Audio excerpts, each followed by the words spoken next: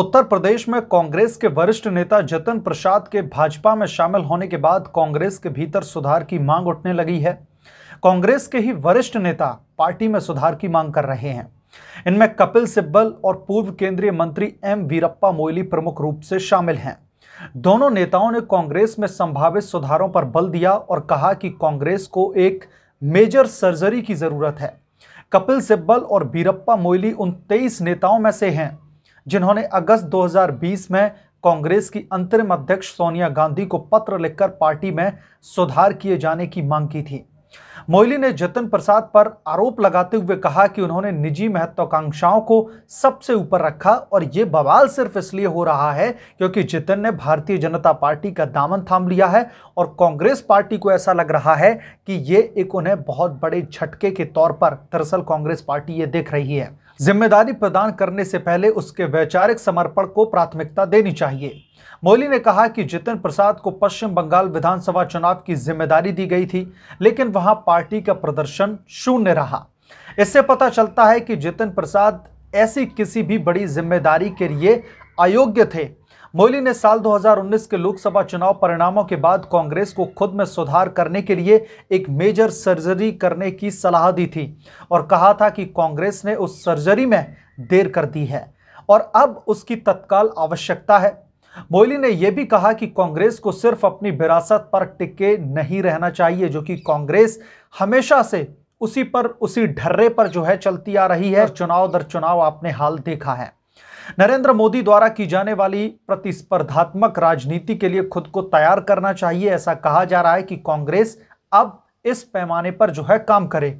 वीरप्पा मोइली के अलावा कपिल सिब्बल ने भी कांग्रेस के भीतर सुधारों पर बल दिया है। सिब्बल ने कहा है कि कांग्रेस को उसी पुरानी पार्टी के रूप में लौटना होगा जैसी वो थी, लेकिन इसके लिए पार्टी में बड़े बदलाव और सुधार करने की आवश्यकता है।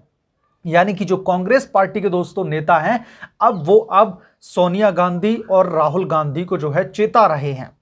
सिब्बल ने भी जतिन प्रसाद के भाजपा में शामिल होने को वैचारिक समझौता बताया। उन्होंने कहा है कि हम अपनी ही व्यवस्था के अंदर लड़ रहे हैं और हमें लगातार ये मुद्दे उठाने होंगे। सिब्बल ने कहा, यदि हमारा मुखिया ही हमें नहीं सुनेगा तो पार्टी लगातार गिरती चली जाएगी।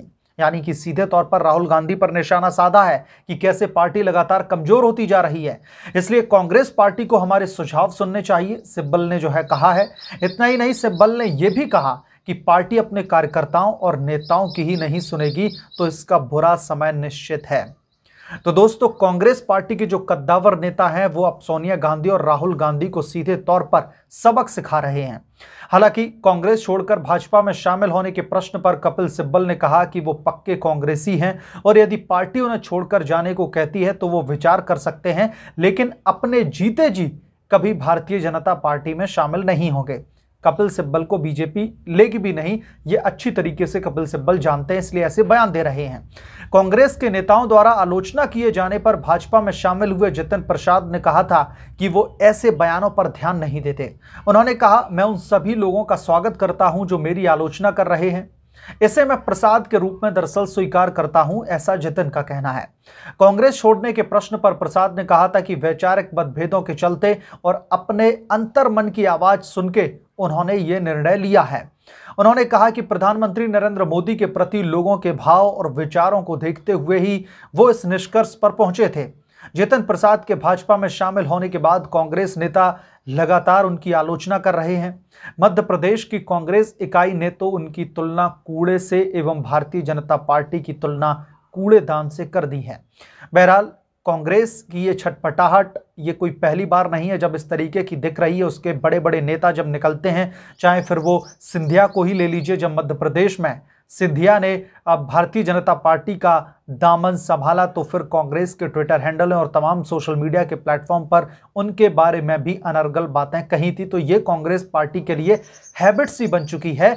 लेकिन अगले लोकसभा चुनाव से पहले और तमाम राज्यों में विधानसभा चुनाव से पहले कांग्रेस पार्टी की जो नींव है वो लगातार कमजोर होती जा रही है और हालत उनकी पतली होती जा रही है। इसलिए अब कांग्रेस पार्टी के नेता ही अपने आला कमान को दरअसल ये सबक सिखाने की कोशिश कर रहे हैं कि अब कांग्रेस पार्टी को मेजर सर्जरी करने की जरूरत है। बहरहाल जो कांग्रेस पार्टी की लगातार पूरे देश में खस्ता हालत होती जा रही है और इसके लिए दरअसल जिम्मेदार कौन है, आपकी राय क्या है, मुझे कमेंट सेक्शन में जरूर लिख बताएं। इस वीडियो में इतना ही, जल्द मिलूंगा किसी दूसरे वीडियो के साथ में, दूसरे अपडेट के साथ में। तब तक के लिए धन्यवाद। अगर आप लोग चैनल पर नए हैं तो प्लीज चैनल को सब्सक्राइब कर लें और साइड में बने बेल आइकन को भी प्रेस कर लें ताकि जब भी मैं कोई नई वीडियो लेकर आऊं तो सबसे पहले नोटिफिकेशन आपको मिले।